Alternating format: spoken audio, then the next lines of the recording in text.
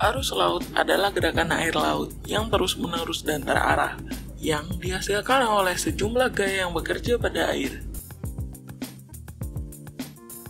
Kami Jabris. Hari ini kami akan menjelaskan tentang pengukuran arus. Arus laut dapat dipengaruhi oleh 3 faktor utama, yaitu yang pertama, arus pasang surut, yang kedua, angin, yang ketiga, sirkulasi termohalim.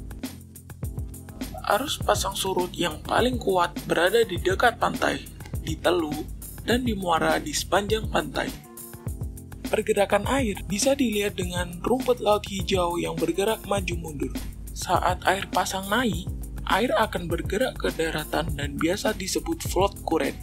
Dan ketika air surut, air bergerak ke arah laut dan biasa disebut ebb current. Angin menggerakkan arus yang berada di dekat permukaan laut. Jika Anda zoom out untuk melihat pola arus permukaan di seluruh bumi, Anda akan melihat bahwa mereka membentuk lingkaran besar yang disebut gyre.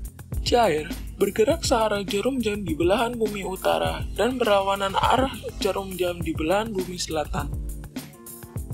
Itu karena cara rotasi bumi mempengaruhi pola angin yang menimbulkan arus ini. Saat bumi berputar, udara yang bergerak dari ekuator ke kutub utara dibelokkan ke timur, dan udara yang bergerak kembali ke bawah dibelokkan ke arah barat. Kebalikannya juga terjadi di belahan bumi selatan. Sehingga, arus utama angin membentuk pola seperti lingkaran di sekitar cekungan laut. Ini disebut dengan efek Coriolis. Termo artinya suhu, dan hal lain artinya salintas.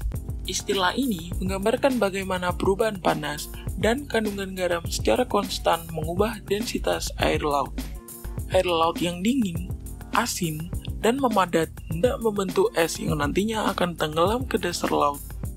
Akhirnya, air ini kembali ke permukaan melalui pencampuran dan pembalikan massa air yang digerakkan oleh angin. Dalam skala global, tenggelam dan naiknya air laut ini menciptakan sesuatu yang diberikan istilah oleh para ilmuwan disebut dengan sebu konveyor laut global. Arus ini bisa diukur dengan 2 metode. Yang pertama, dengan metode langsung, arus dapat diukur dengan secara langsung, dengan mengamati gerakan air terhadap bumi padat dan sebaliknya. Salah satu sebuah contoh adalah menaruh mainan bebek di atas arus dan mengukur perpindahannya dari titik A ke B. Drifter adalah perangkat oceanografi yang mengambang di permukaan untuk menyelidiki arus laut dan parameter lainnya.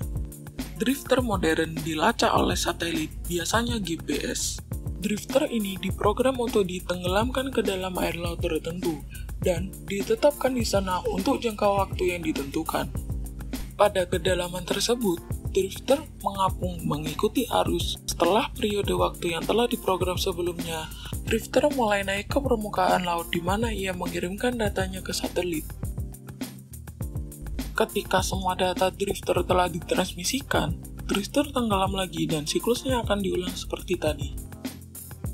Dengan metode tidak langsung, sebuah instrumen dapat merekam kecepatan dan arah arus atau dapat merekam komponen dari arah timur ke barat dan utara ke selatan arus.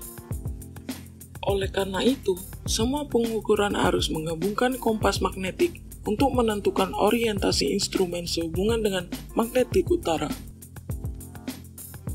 Pengukur arus adalah perangkat oceanografi untuk mengukur aliran dengan cara mekanis. Ini adalah pengukur arus tipe baling-baling. Waktu putaran baling-baling per interval dihitung secara elektronik. Pengukuran arus juga dapat dilakukan dari kapal yang ditambatkan dengan pengukur arus yang diturunkan ke dalam air. Pengukur arus elektromagnetik memanfaatkan fakta bahwa konduktor listrik yang bergerak melalui medan magnet menginduksi arus listrik. Air laut adalah konduktor yang sangat baik, dan jika dipindahkan antara 2 elektroda arus listrik yang diinduksi sebanding dengan kecepatan arus laut antara elektroda. Pengukur arus akustik didasarkan pada prinsip bahwa suara adalah gelombang kompresi yang merambat dengan medium.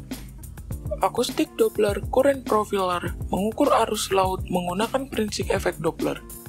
Karena partikel bergerak dengan kecepatan yang sama dengan air yang membawanya, dan juga kecepatan arus dapat bisa ditentukan.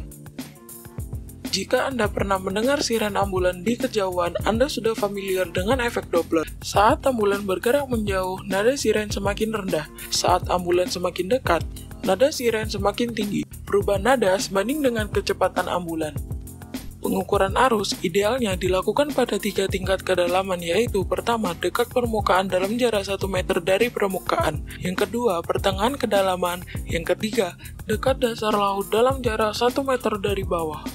Pengukuran tersebut memberikan profil arus kolom air yang baik. Jika ingin mengetahui apa yang kami lakukan selanjutnya, silakan cek di sosial media dan website kami. Sampai jumpa di pertemuan berikutnya.